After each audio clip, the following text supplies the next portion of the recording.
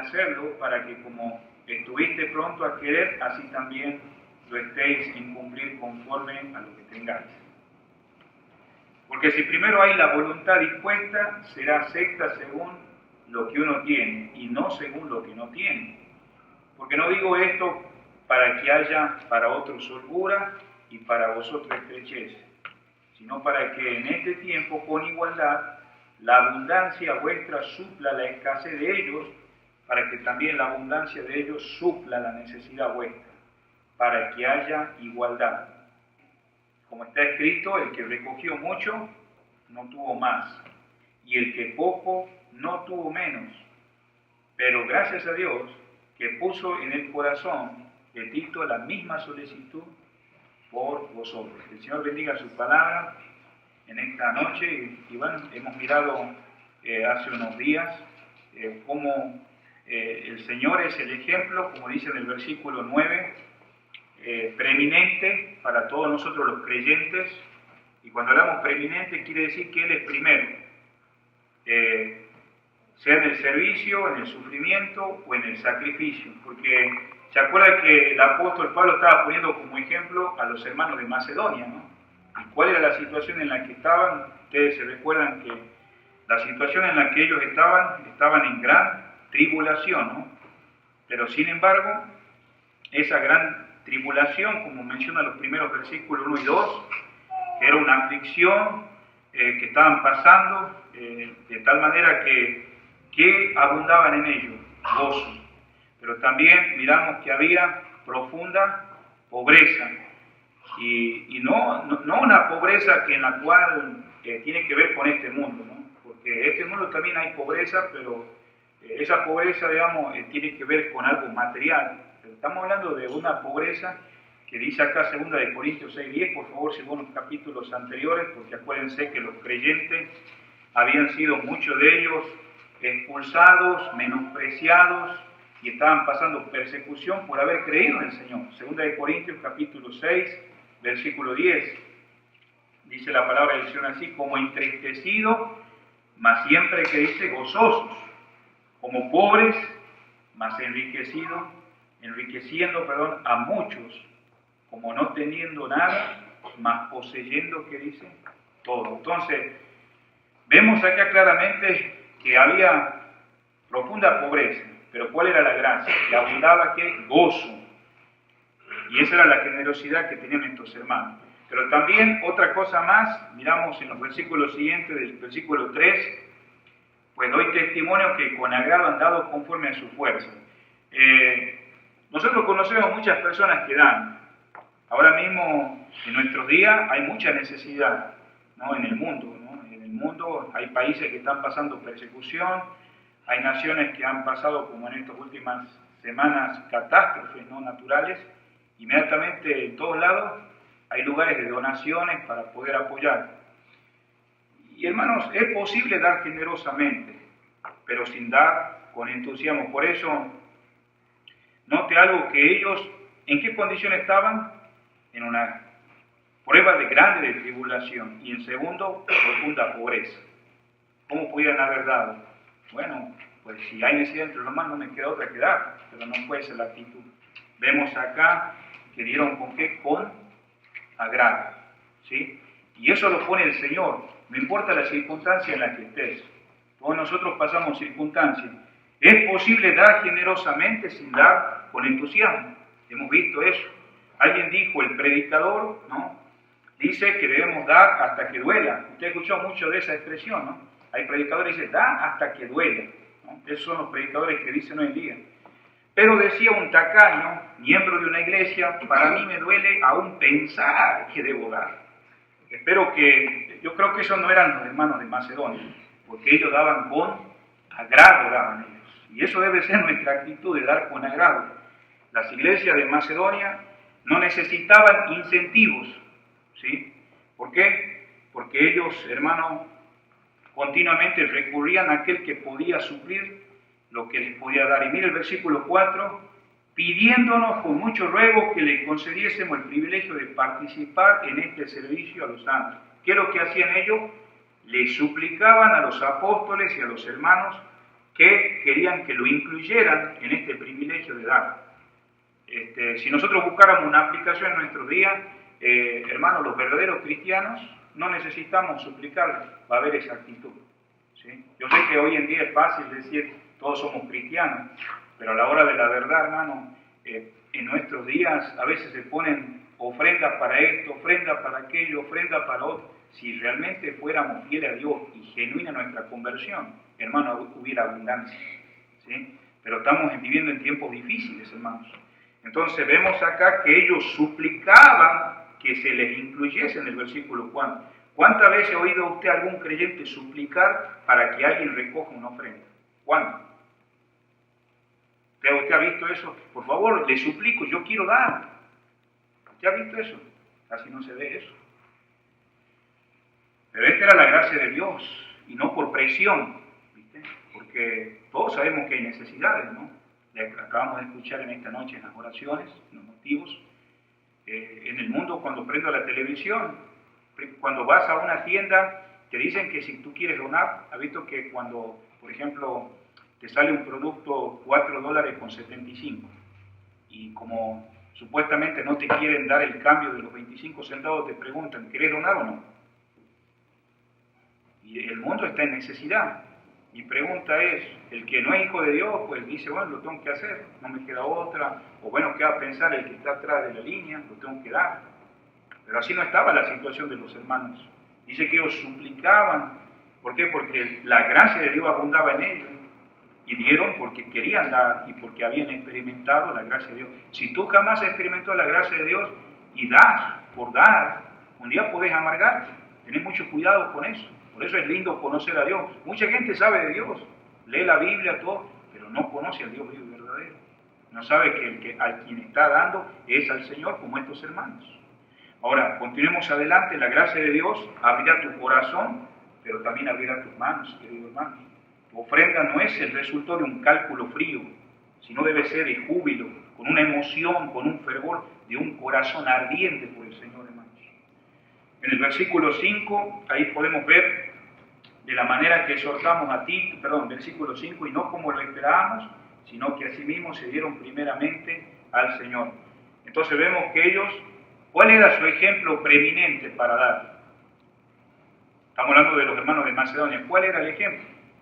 Y debe ser de todo creyente, fue Jesucristo. Sea en el servicio, sea en el sufrimiento, sea en el sacrificio, como Jesucristo, las iglesias de Macedonia se dieron a Dios, y después ¿a quién? A los otros. Ahí lo ven en el versículo 5. Si nos entregamos a Dios, no tendremos problema en dar nuestros bienes a Dios. Si ustedes se recuerdan la iglesia del Nuevo Testamento, la primera iglesia fue judía, ¿no? ¿Y qué daban ellos a los pies de los apóstoles? Daban propiedades, daban todo, ¿pero por qué? Porque estaban llenos del Espíritu Santo. No había avaricia, no había competencia, no había celo, había amor entre ellos unos a otros. Y hermanos, si nos entregamos a Dios, también nos daremos a otros. ¿Es posible eso, hermano? A veces decimos, es imposible amar a Dios e ignorar las necesidades de tu prójimo. Y vemos acá en Gálatas capítulo 1, versículo 4, por favor, un poquito adelante en los libros de Corintios, versículo 4, Gálatas capítulo 1, versículo 4, el cual se dio a sí mismo por nuestros pecados, para librarnos del presente siglo malo, conforme a la voluntad de nuestro Dios y Padre. ¿Quién se dio a sí mismo? El Señor. Él es el ejemplo, Él es el modelo a seguir. Entonces, vemos acá que los macedonios se dieron primero al Señor, como Cristo lo hizo, motivado ¿por qué? Por el amor. Si vas de vuelta a 2 de Corintios capítulo 8, versículo 7, por tanto, como en todo abundáis, en fe, en palabra, en ciencia, en toda solicitud y en todo vuestro amor para con nosotros abundáis, abundar también, que dice, en esta gracia. ¿A qué gracia se está refiriendo? Aquí vamos a parar un segundito para finalizar, hermanos. Si usted mira el versículo 1, dice, así hermanos hacemos saber la gracia de Dios. Ahora sí, entendemos a qué gracia se está refiriendo. A la gracia de los hermanos de Macedonia. ¿Qué le faltaba a los hermanos de Corintios? Y vemos acá que el apóstol Pablo le da un reto a los corintios. Pablo menciona todas las características admirables de los hermanos de Corintios. Porque estas son características admirables en el versículo que acabo de leer. Dice, por tanto, como en todo que dice, abundáis. Pablo menciona todas las características admirables que tenían estos hermanos. ¿Y cuáles eran esas características? Eran dones de la gracia. ¿Sí? O sea, el Señor había producido en estos hermanos de Corintio tener estos dones admirables que Él da como característica de los cristianos de Corintio. Y primero dice, en todo que dice, abundáis. Estos dones, hermanos, son enumerados en primer lugar en el versículo 7, dice, abundáis, que dice, en fe. ¿Sí? ¿Qué podemos pensar de la fe? Uno pensará, bueno, fe de salvación. No, hermanos, esta no es la fe salvadora que trae salvación. Ya estos hermanos eran salvos, ya eran regenerados, ya eran nacidos de nuevo. ¿Qué tipo de fe está hablando acá? Hermanos, para citar a un erudito, ¿verdad?, alemán, que está diciendo una fe que produce maravillas. Esa era la fe que tenían los corintios. Ninguna de las congregaciones de las demás tuvo estos dones que tuvo la iglesia de Corinto. La iglesia de Corinto tenía dones de sanidad, tenía dones de lengua, ¿no? Y dones que realmente otras congregaciones no la tenían, inclusive los macedonios no lo tenían.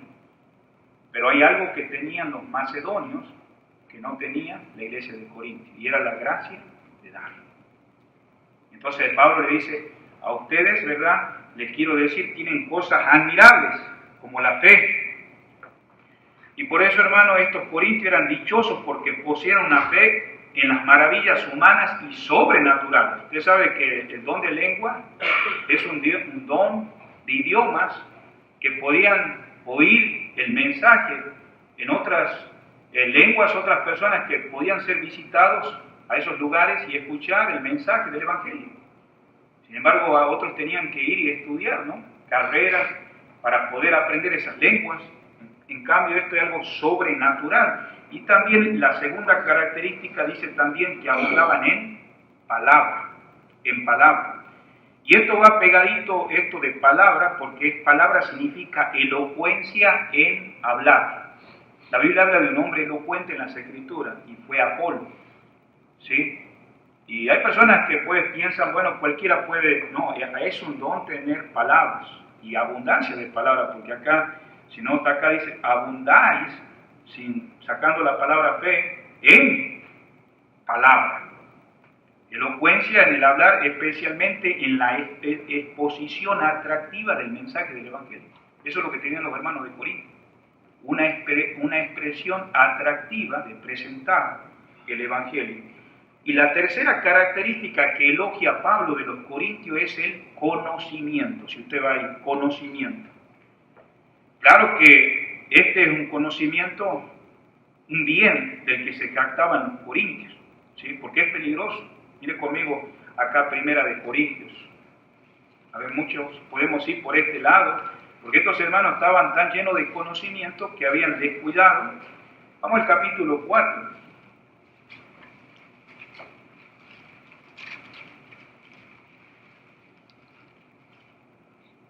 Dice las Escrituras, hermano, la palabra de Dios en Primera de Corintios, capítulo 4, versículo 18, mas algunos están envanecidos como si yo nunca hubiese de ir a vosotros, pues iré pronto a vosotros si el Señor quiere, y conoceré no las palabras, sino el poder de los que andan envanecidos, porque el reino de Dios no consiste en palabras, sino en poder. Y sabemos, hermano, que esta iglesia, al tener gran conocimiento, ¿no?, del Señor, sin embargo había permitido el pecado en muchas áreas de la congregación. O sea, andaban carnalmente. Pero sin embargo, Pablo le elogia el conocimiento que ellos tenían. O sea, en otras palabras, estos dos términos, palabra y conocimiento, que vemos en el versículo 7, son cosas bien importantes y la vas a oír 16 veces en la primera y segunda carta a los Corintios, la palabra conocimiento, ¿no? Entonces, en Primera de Corintios capítulo 1, por favor, versículo 5 también, para finalizar en esta noche, dice acá, porque todas las cosas fuisteis enriquecido en él, en toda palabra y en toda ciencia, o sea, todo conocimiento. Y estas son otras cualidades mencionadas también, volviendo a 2 de Corintios capítulo 8, y es la palabra diligencia. Ellos también tenían diligencia o solicitud, ¿no? Vemos acá la palabra solicitud, es la misma la palabra solicitud o diligencia, ¿no? Y esta diligencia, hermano, hacía falta en la relación de los corintios cuando hubo rotura con el apóstol, porque sabemos que el apóstol había sido expuesto a esta iglesia de Corintios, que él no era un verdadero apóstol. Pero hermano, ¿quién había sido uno de los que había plantado la iglesia de Corintios? Era el apóstol Pablo. Pero habían venido falsos maestros y habían dicho de que él no era un apóstol. Pero gracias a Dios, hermanos, que todo eso se fue claro, y por eso él elogia algo en los hermanos, y es la diligencia. O en este caso, como estamos mirando acá también, la palabra que miramos acá, en el versículo 7, por tanto abundáis en toda solicitud, o sea, la rapidez de querer arreglar esa ruptura. O sea que, en otras palabras, así como ellos menospreciaron en un momento dado a Pablo como apóstol, no se quedaron con la mentira de los falsos maestros, sino que se arrepintieron y luego se restauró esa relación entre Pablo y los hermanos de Corintios por la diligencia, por ese apresuramiento en el amor del Señor de volver a continuar en esa relación con el apóstol. Entonces, ambas respuestas, Pablo está mostrando acá su apostolado que había sido puesto en duda, pero ahora con la garantía recibida a través de Tito en el siguiente versículo, ¿no? Y vemos acá claramente que él lo menciona claramente, ¿no? En el versículo 8, no hablo como quien manda, sino para poner a prueba por medio de la diligencia, o sea, esa solicitud de otros, también la sinceridad del amor vuestro. Sí, entonces, así como se pudo arreglar esta relación restaurada con una genuina reconciliación de amor, de confianza, entonces también hay que sentirse libre en requerir también restaurar, que estos hermanos no se tengan que ofender porque se les hace ver que le hace falta algo más. ¿Y qué le hacía falta a estos corintios? Generosidad. La gracia principalmente del Señor que había dado a los hermanos de Macedonia. Entonces nosotros podemos pensar en una aplicación en esta noche. Nosotros podemos pensar como estos hermanos de Corintios que estaban en ciertas áreas que todos nosotros tenemos características que nos pueden decir, bueno, yo tengo esto, tengo lo otro. Pero sin embargo nunca podemos llegar a decir, bueno, ya estoy satisfecho. Tal vez hay cosas que te faltan en tu vida, ¿no? Como le faltaba a los corintios. ¿Sí? Los corintios, digamos, no significaba que porque tuvieran estas características maravillosas que elogia Pablo, no le faltaba algo. Dice, ustedes tienen que aprender algo de los hermanos de Macedonia. Y esa gracia que en medio de circunstancias difíciles, en medio de profunda pobreza, había gozo del Señor y había esa generosidad, ¿no?, de dar. Y nosotros en esta noche nosotros tenemos que examinar nuestras vidas, ¿no? Realmente hasta dónde nosotros tenemos esta aplicación de nuestras vidas, ¿cómo estamos nosotros personalmente? Nosotros tenemos que aprender de estos hermanos, hablando de los hermanos de Macedonia, como también de la iglesia de Corinto. Si usted estudia un poco, usted sabía que la iglesia de Corinto fue la única iglesia que no apoyó al apóstol Pablo financieramente. Si usted quiere escudriñar bien las escrituras, digamos, fue una de las únicas iglesias que no apoyaron económicamente. Y era una iglesia pudiente. Era una iglesia que no había pasado las pruebas de los hermanos de Macedonia, que involucraba a la iglesia de Tesalónica, involucraba a la iglesia de los filipenses, hermanos, incluida la iglesia de Berea.